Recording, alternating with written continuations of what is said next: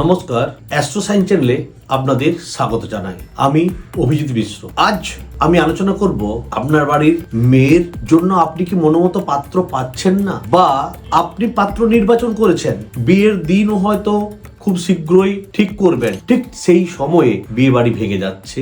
যদি এরকম ঘটনা ঘটে থাকে তাহলে বুঝতে হবে আপনার জন্মছকে বৃহস্পতি গ্রহটির অবস্থান খুব খারাপ পজিশনে আছে। তাহলে এই পরিস্থিতি থেকে বেরোনোর জন্য আপনাকে কি করা উচিত না, আপনার মেয়েকে বা আপনি নিজে যদি বিবাহযোগ্য হয়ে থাকেন তাহলে আপনাকে শিবলিঙ্গে পঞ্চামৃত দিয়ে অভিষেক করতে হবে। বৃহস্পতিবার উপবাস থাকতে হবে, অশ্বত্থ গাছে জল দিতে হবে, গণেশের সামনে কাঁচা হলুদ অর্পণ করতে হবে, আর প্রয়োজনে প্রজাপতি কবচ ধারণ করতে হবে।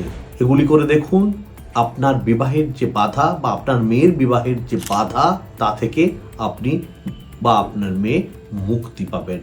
ভালো থাকুন, সুস্থ থাকুন।